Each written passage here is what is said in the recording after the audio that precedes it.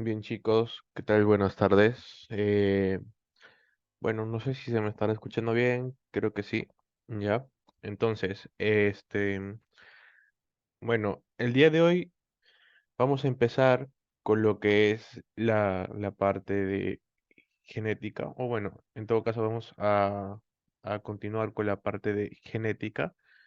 En sí, esta parte o el tema de hoy es sobre la herencia autosómica dominante y recesiva. Ya, es un tema bastante corto, la verdad, y acá les voy a dar lo que son las pepas, ¿ya? Entonces, vamos a ir empezando, ¿ya? A ver, acá lo más importante que, que ustedes deben saber es más o menos sobre qué va la herencia a- herencia autosómica, ¿no? Y bueno, principalmente, la diferencia es que en el cariotipo, en el cariotipo, que es toda esta conformación, en el cariotipo humano, nosotros vamos a, a tener lo que son 23 pares, ¿verdad? De cromosomas. Ahora, de estos 23 pares, vamos a dividirlo en dos partes, en 22 pares y en un par, ¿verdad? En todo esto que es de rojo y esta parte que es de color azul. Ahora, ¿qué es o bueno, acá en todo caso, ¿cuál es la gran diferencia? Es que los primeros 22 pares, ya, que viene a ser del 1 hacia el 22, vienen a ser los 22 pares em, llamados autosomas, ¿verdad? Y ahora el último par, que es el 23, viene a ser alosoma o el llamado cromosoma sexual. Ahora, em, a nosotros hablar de herencia autosómica, simple y llanamente, nos vamos a ir enfocando en lo que son estos 22 primeros pares, ¿ya? ¿Por qué? Porque son los llamados cromosomas autosomas. ¿Y qué pasa? Acá, en estos primeros 22 pares, nos vamos a ir dando cuenta de qué enfermedades se van a dar por en sí diversos tipos de mutaciones, ¿ya? Entonces, vamos a ir considerando acá en este caso también lo que son los tipos de herencia, ¿verdad? Porque no solo es herencia autosómica, sino existen dos tipos de herencia. Uno que viene a ser la dominante, ¿verdad? Y el otro que viene a ser la recesiva. Entonces, ya, la dominante es esta de aquí, ¿verdad? O esta de acá. Pero este es homocigoto dominante y este es heterocigoto.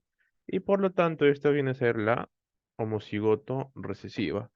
Ahora, nosotros vamos a ir viendo en sí cuáles son las características más importantes y más resaltantes de la dominante y de la recesiva. Y al final, lo que haremos será una comparación entre dominante y recesiva para ver cuáles son las desigualdades entre estas, ¿ya? Entonces, pero antes que antes de ir con las diferencias, vamos a ir con lo que son eh, estas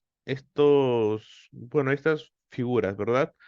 Ahora, ustedes en esta parte de genética, lo que irán viendo serán los mapas genealógicos, ¿ya? O árboles genealógicos. Ahora, para que ustedes puedan comprender lo que es un árbol genealógico, ¿ya? Deben ir sabiendo tipos o sea, de qué va a estar conformado el árbol, ¿verdad? Por ejemplo, a ustedes les van a dar un árbol de dos o tres descendencias, ¿ya? Que es lo más posible, en lo que ustedes van a ver cuál es el varón, que en este caso es un cuadrado, una mujer, un círculo, que eso significa que es un lazo, ¿verdad? Si igual por acá sale algo, es que es hijo, hijo, hijo, ¿ya? Y así. Entonces, para esto está esta diapositiva. Ya el círculo va a representar a una mujer normal, sin ninguna enfermedad. El cuadrado a un varón normal, ¿ya? El rombo es sexo no especificado. Ahora, si es que ven que hay una conexión de esta forma, es porque es un emparejamiento, por ejemplo, su papá y su mamá, ¿verdad? Algo bastante simple. Ahora, si es que ven algo más complejo como esto, ¿qué significa? Acá ven uno, ¿ya? El uno significa que es la generación uno. Digamos acá, abuelos, ¿ya? Ahora, oiga mejor, papás, padres, y acá hijos. Entonces, esta va a ser la segunda generación, ¿ya? Y el orden va así, de izquierda a derecha, según el orden de nacimiento indicado em, con el sexo, ¿verdad? Por ejemplo, acá es mujer, y acá es varón, acá es mujer, ¿verdad? Entonces, eso va a ser un mapa genealógico simple. Ahora, ¿ya? También existe el de acá, por ejemplo, que significa cuando es un único progenitor, ¿ya? Nada más. Ahora, si es que ustedes ven a esta barra, ya, a estas dos barras, mejor dicho, significa que hay una relación de consanguinidad. ¿Qué tiene que ver eso? Por ejemplo, emparejamiento entre familiares cercanos, o sea, posiblemente entre primos, que es lo más común, ¿verdad? ¿Ya? Eso. Y bueno, acá hay otros ejemplos que no son tan importantes, pero de estos quiero que ustedes se queden con este de acá, con este de acá, ¿ya? O sea, con esto de acá. Si es que miren, si es que por ejemplo encuentran a un círculo o a un cuadrado que está coloreado, significa que el individuo se encuentra afectado. ¿Ya? Y por otro lado, si es que ven que tiene solamente un puntito, significa que es un portador de una enfermedad. Y si es que está tachado, es que está muerto, nada más. Ahora, acá ustedes deben saber sí o sí estas estos dos conceptos también, ¿ya? El primero de ellos es el riesgo de ocurrencia. ¿Qué significa riesgo de ocurrencia? Simplemente es la probabilidad que tiene una pareja de tener un primer hijo afectado. Ojo, el primer hijo afectado, ¿ya? Ahora, esto quiere también decir de que sería, por ejemplo, mujer, varón, y ojo, acá viene la incógnita. Este riesgo o porcentaje o probabilidad que va a tener, ¿ya? Para, ojo, para posiblemente tener un primer hijo afectado, ¿ya? O sea que no tiene un hijo anterior, ¿ya? Ahora, el riesgo de recurrencia tiene este otro concepto, que es la probabilidad de una pareja de tener un hijo afectado, ojo, dado que ya tiene otro hijo afectado, o sea, que ya tiene, por ejemplo, acá un varón con la enfermedad y el riesgo de recurrencia será el porcentaje o la probabilidad de que el segundo hijo, entre comillas, o hija, ya sea, o bueno, esté también con esa enfermedad, ¿ya? Entonces, eso es lo principal. Ahora sí, miren, la, ahora, ahora vamos a empezar con la herencia autosómica dominante, ¿ya? Simplemente es esto. La herencia autosómica dominante ya va, va a ir teniendo ciertas características. Recuerden que la representación para que una enfermedad sea de tipo dominante es que tiene que ser ya sea homocigoto dominante, así, o heterocigoto. Solo de estas dos formas se va a expresar la dominancia, ¿ya? Nada más. Ahora, ¿cuáles son las características de la herencia autosómica dominante? La primera de estas, y ojo, que es una de las más importantes porque igual ustedes van a ir obteniendo más información por esto, ¿ya? Es que tienen un patrón de herencia vertical. ¿Qué significa esto? ¿Ya? Que si, por ejemplo, el abuelo tiene la enfermedad, sí o sí hay cierto porcentaje de que sus hijos, ¿ya? Ojo, no en sí todos, pero sí hay una gran mayoría de que tenga la enfermedad, o sea, de que la primera generación, la segunda generación y obviamente después en la tercera o en la cuarta generación, sí o sí van a haber individuos afectados, ¿ya? Ahora, eso es el patrón de herencia vertical. Por otro lado, ¿ya? Por otro lado, existe em, un tipo de estudio, ¿ya? En el cual se dice que si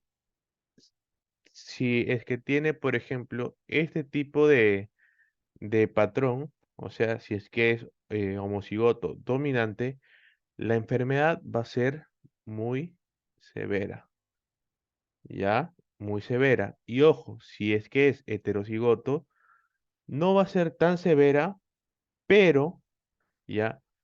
Sí tendrá la enfermedad, pero ojo, no existe una edad definitiva para saber em, en qué circunstancia o en qué momento de la vida esta persona estará enferma. ¿Ya? Solamente eso.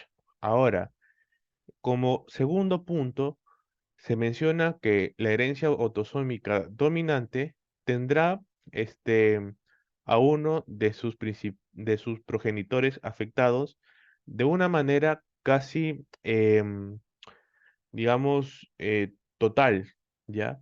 Pero ojo, existen ciertas excepciones para estos tipos de, de individuos, ¿ya? Ahora, pueden haber personas que su papá y su mamá pueden estar sanos, pero esa persona ya puede estar enferma. ¿En qué circunstancia se da eso? ¿Ya? La primera excepción es que no exista una penetrancia total de la enfermedad, o sea, que no haya cierta cantidad de em, genética en sí para que haya enfermedad, ¿ya? Entonces, no hay, digamos, una cantidad buena, entre comillas, obviamente, de genes para que sea necesaria la expresión de esta enfermedad, ¿ya? Ahora, hay otro punto que es una mutación de novo, ¿ya? Esa es la segunda excepción. ¿Qué significa la mutación de novo? Es que simple y llanamente, este será el primer caso en toda la familia. Es una mutación nueva, ¿ya? Nada más. Y por último, por mutación gonadal, ya que es un caso más extraordinario, ¿ya? Ahora, una tercera, una tercera característica es que la herencia autosómica dominante tiene menor frecuencia que la herencia autosómica recesiva, ¿ya? Nada más eso.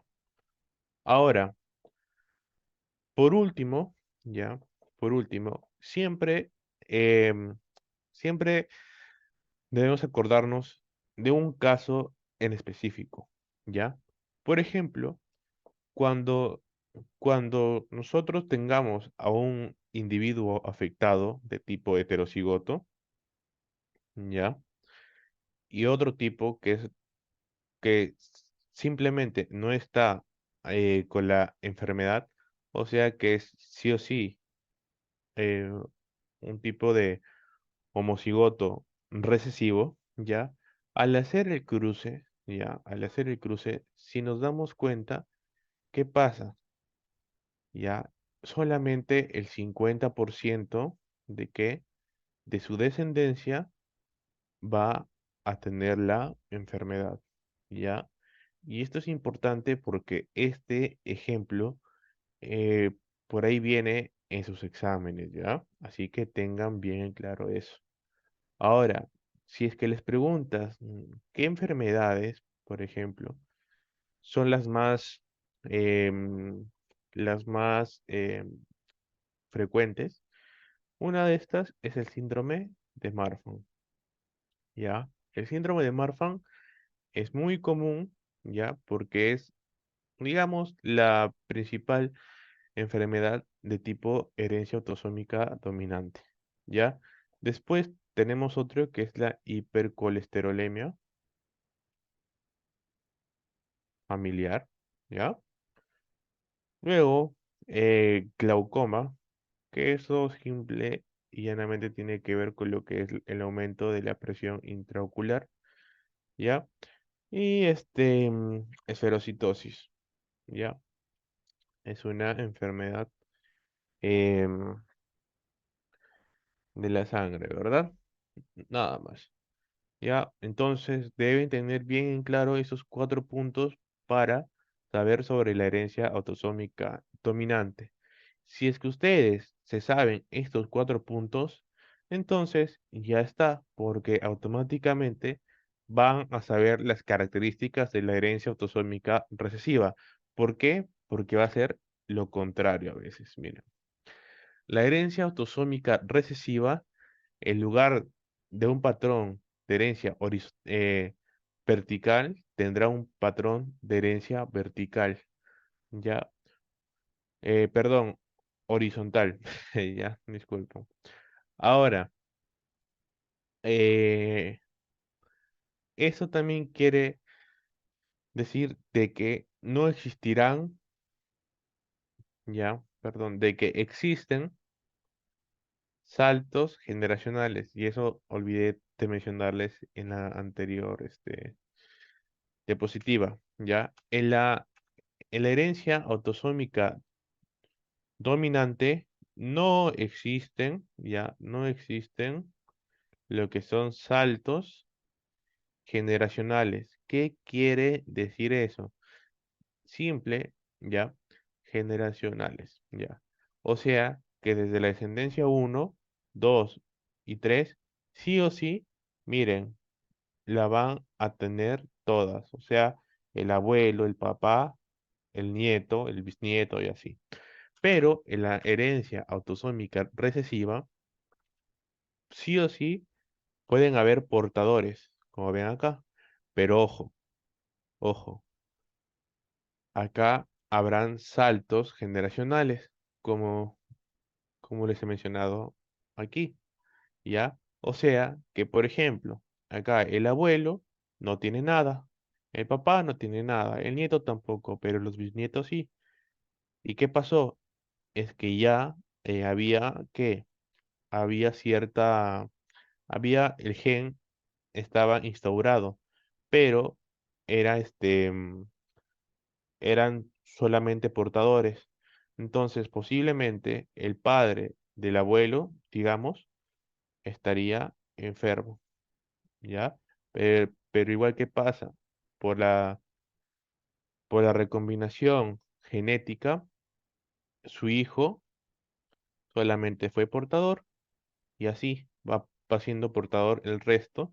Pero miren, desde, por ejemplo, acá le ponemos generación uno 2 3 4 5. En la uno estuvo enfermo, pero que hubo, miren, hubo todo el salto generacional, o sea que la 2 no hubo enfermedad, 3 tampoco, 4 tampoco, pero en la 5 sí. Ya, eso es lo principal de la herencia autosómica recesiva, ¿ya? Es lo más importante que tienen que saber de la herencia autosómica recesiva, ¿ya? Por otro lado, miren, hay ciertos casos igual que son importantes, ¿ya? Pero, ¿ya? Pero dentro de estos casos hay unos tres que son los más esenciales. El primero de estos, ¿ya? Es que los individuos afectados, o sea, los homocigotos recesivos, van a poseer padres sanos portadores. Y vamos a darnos cuenta aquí, haciendo el cuadro, ¿ya? Haciendo la combinación en el cuadro de Punnett. Miren, miren y miren. Existe que un 25% de probabilidad de que teniendo padres heterocigotos, ¿sí? Miren acá, heterocigotos, también acá. ¿Qué pasa? Si es que hay una pareja de individuos portadores heterocigotos, hay un 25% de probabilidad que la descendencia sea afectada. Simplemente lo hacen por este cuadro. Ojo, si tienen alguna duda o pregunta, me la hacen saber. ¿Ya? Ahora, también, una pareja de individuos afectados sí o sí tendrá a toda su herencia afectada. Por ejemplo, acá tenemos a un varón enfermo y a una mujer enferma. Ya, acá hacemos la, la combinación. ¿Y qué pasa? Simplemente que todos, ya el 100% de sus hijos tendrán sí o sí la enfermedad. ¿Ya? Y también es obviamente de que la herencia autosómica recesiva tiene mayor frecuencia que la dominante. Ahora, ¿en qué enfermedades también podemos ver esta herencia autosómica recesiva? Hay, hay unos casos, por ejemplo, de que podemos ver en enfermedades metabólicas, ¿ya? Ahora, otras que son a la anemia falciforme, por ejemplo, ya que acá tenemos a la típica hemoglobina S, ¿verdad? En el cual hay una sustitución, ya, de A por T, ya, de T-adenina por timina. ¿Y qué pasa? Los eritrocitos vienen a ser así, ¿verdad? Pero por este cambio pasan a ser de esta forma. Ya, nada más eso. Luego, la enfermedad de Tay-Sachs, ya que es muy común, si es que por ahí les piden ejemplos. Fibrosis quística, ya fibrosis quística en los pulmones. Después, hiperplasia suprarrenal congénita, suprarrenal congénita. Y hay una pregunta que igual les hacen en práctica, ya que es sobre el albinismo oculomotor, ¿ya? No, sobre el albinismo nada más, ¿ya? Ahora, por ahí vino en un ciclo, ¿ya? Si es que la consanguinidad ya era un factor importante para que haya herencia autosómica recesiva. Y la respuesta es que sí es un factor importante. Ya se dice que los 25% de casos de personas con, bueno, de hijos son, que son procreados por padres que tienen una relación de consanguinidad, por ejemplo, pueden ser primos, ¿ya? Estos hijos vienen a ser enfermos. Enfermos decimos porque tienen la enfermedad, no es por otra cosa en sí. Ya, eso, tengan bien en cuenta, ¿ya? Ahora, la comparación, ¿ya? Mi- Miren, eso también preguntaron en un ciclo, ¿ya? ¿Cuál es el riesgo de recurrencia habitual, ¿ya? De la herencia autosómica dominante? Y fue 50%. Acá está también de la recesiva, 25%. Acá tienen el patrón de transmisión, que es vertical, y el otro que es horizontal con saltos generacionales, ¿verdad? Ahora, también tienen la proporción por sexos, entre otras cosas, ¿ya? Y bueno, muchachos, eso es todo en cuanto a la clase de hoy. Ven que es algo muy simple, muy básico. Si es que tienen alguna duda, pregunta o consulta, me la hacen saber que yo voy a estar dispuesto para responder todas sus preguntas, ¿ya? Así que hasta ahí sería todo y nos vemos la próxima. Cuídense.